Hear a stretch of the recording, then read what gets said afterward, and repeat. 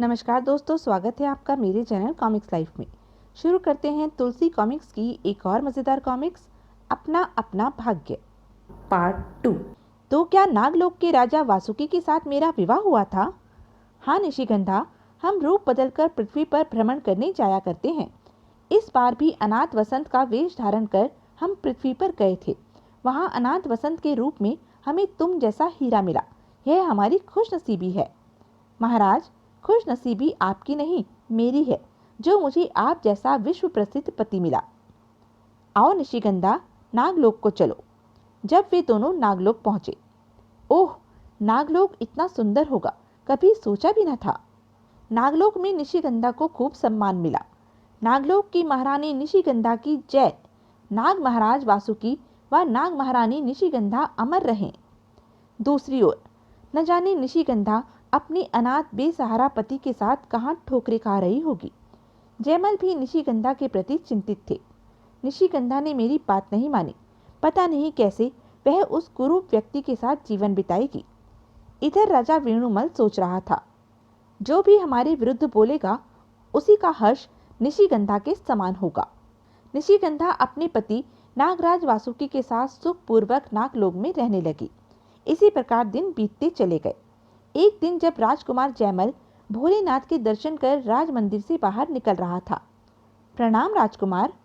प्रणाम, मैंने तुम्हें पहचाना नहीं, कहाँ से आए हो? जवाब में उसने एक पत्र राजकुमार जयमल को पकड़ा दिया। राजकुमार, इस पत्र को पढ़ लीजिए, आपकी समझ में सब कुछ आ जाएगा। राजकुमार जयमल पत्र पढ़ने लगा। मेरे प्यारे भाई जी, प्रणाम। इतना पढ़ते ही वह खुशी से उछल पड़ा। ओह, यह तो हमारी प्यारी बहन निशिगंधा का पत्र है। इसका मतलब है वह जहाँ कहीं है सकुशल है। वह पत्र पढ़ने लगा। भैया, जिनके साथ पिताजी महाराज ने मेरा विवाह किया था, वे छद्म रूप में नागलोक के राजा वासुकी थे। मैं नागराज वासुकी के साथ नागलोक में प्रसन्न हूँ। भैया, रक्षाबंधन आने वाला है। मेरी इच्छा है कि रक्षाबंधन के दिन तुम माँ के साथ नागलोक आओ। इस बात का ध्यान रखना, पिताजी महाराज को इस बात का पता नहीं चलना चाहिए कि तुम और माँ मुझसे मिलने नागलोक आओगे। तुम्हारी बहन निशिगंधा। जयमल की खुशी का कोई पारावार नहीं था। वह दूत से बोला, दूत, बहन निशिगंधा से कहना कि उसकी इच्छा हम अवश्य पूरी करेंगे। रक्षाबंधन के दिन हम और माँ नागलोक अवश्य आएंगे। जो आज्ञा राजकुमार। रक्षाबंधन के दिन आपके राज्य के बाहर बहने वाली नदी के तट पर आप पहुंच जाना। मैं आपको लेने वहां आ जाऊंगा। रक्षाबंधन वाले दिन, पिताजी महाराज, मैं और महारानी माँ नाना जी के यहाँ कर्णपुर जाना चाहते हैं। कर्णपुर? अचानक वहाँ क्यों जाने की सूझी तुम्हें? पिताजी महाराज, आप शायद भूल रहे हैं कि आज रक्षाबंधन है। महारानी माँ कर्णपुर पहुंचकर मामा जी की राखी बांधना चाहती है। ओह, तो यह बात है। जाओ, हमारी ओर से जाने की आज्ञा है। रथ में बैठे राजकुमार जयमल और महारानी करुणा हरिनगर से चल दिए।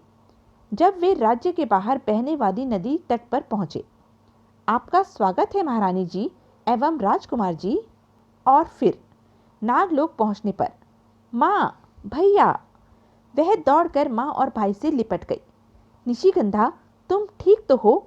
हाँ भैया। हमारे जमाई राजा कहाँ हैं निशिगंधा? आओ माँ, उनसे आपको मिलवाऊं। तत्पश्चात, तो यह है हमारे जमाई राजा का असली रूप। हाँ माँ, यही है मेरा वास्तविक रूप। महारानी करुणा और जयमल दोनों निशिगंधा के सुख वैभव को देख प्रसन्न थे। निशिगंधा, तेरी ओर से मुझे बहुत चिंता रहती थी। आज तुझे सुखी देख मेरी वह चिंता दूर हुई। अब निशिगंधा ने जयमल से कहा, भैया, अब कहो, मेरा निर्णय सही था ना? बिल्कुल सही था बहन। नागराज जैसा वर भाग्य वाली युवतियों को ही मिलता है। कुछ दिन महारानी करुणा और जयमल नागलोक में रुके। फिर एक दिन पति, माँ और भाई के साथ निशिगंधा पिता से मिलने पृथ्वीलोक चल दी। इधर जयंत नगर के राजा जयंत ने हरिनगर पर अचानक ही आक्रमण कर दिया था। इस युद्ध में राजा वेणुमल की करारी हार हुई। आह, युद्ध में कभी हमारी हार भी होगी, सपने में भी नहीं सोचा था हमने। इससे पहले कि मैं राजा जयंत के हाथों पड़ूं, मेरा यहाँ से भाग जाना ही उचित रहेगा। वह युद्ध स्थल से भाग खड़ा हुआ। शीघ्र ही उसकी सांस धौंकने की तरह चल रही थी। सहसा उसे चक्कर सा आया और वह पृथ्वी पर गिर पड़ा। गिरते ही वह मूर्छित हो गया। दूसरी ओर पिताजी महाराज मुझे देखकर बहुत प्रसन्न होंगे। वे सब हरिनगर की ओर चल दिए शीघ्र ही। अरे, ये तो पिताजी महाराज हैं। रथ रोको जयमल। पिताजी महाराज यहाँ? रथ के रुकते ही, स्वामी, आपको यह क्या हो गया? आंखें खोलिए पिताजी महाराज। जयमल ने पिता के मुख पर जब पानी के छींटे मारे तो उसे होश आ गया। कराते हुए उसने जब आंखें खोली, पिताजी, आप ठीक तो है ना? आह! निशिगंधा, तुम यहाँ? हाँ पिताजी महाराज, मैं अपने पति नागलोक के राजा नागराज वासुकी के साथ आपसे मिलने पृथ्वी पर आई हूँ। नागराज वासुकी तुम्हारे पति? लेकिन तुम्हारा विवाह तो हमने एक कुरूप और अनाथ युवक से किया था। वह मेरा छद्म रूप था पिताजी महाराज। ओह पिताजी महाराज, आपकी यह दशा कैसे हुई? राजकुमार, जयंत नगर के राजा जयंत ने हरिनगर पर आक्रमण कर दिया था। उस युद्ध में हमारी हार हुई, जिसके कारण हमें अपना राज्य छोड़ भागना पड़ा।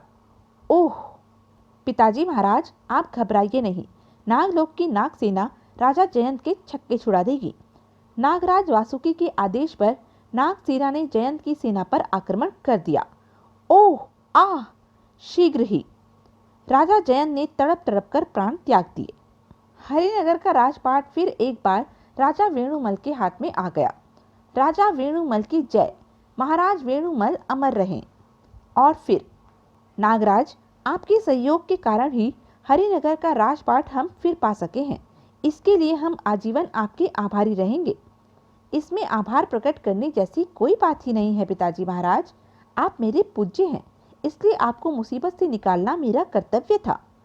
नागराज वासुकी के साथ जब निशिगंधा हरिनगर से जाने लगी, बेटी, तुम्हारा दोषी हूँ मैं, मुझे क्षमा कर दो। क्षमा?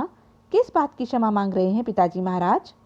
बेटी, अपने मद में चूर होकर हमने तुम्हारा विवाह जानबूझकर एक कुरूप और गरीब के साथ कर दिया था। इसके लिए हम तुमसे क्षमा मांगते हैं। ओह बेटी, तुम्हारा भाग्य प्रबल था, जो इस प्रकार गड्ढे में ढकेलने पर भी रात सुख भोग रही हो तुम। आज मैं जान गया हूँ कि सबका अपना अपना भाग्य होता है। यह मैं आपके मुख से क्या सुन रही हूँ पिताजी महाराज? आपके मुख से भाग्य का गुणगान? बेटी, मुझे और लज्जित न करो। मैं गलती पर था। तुमने ठीक कहा था, सब अपने अपने भाग्य से जीते हैं।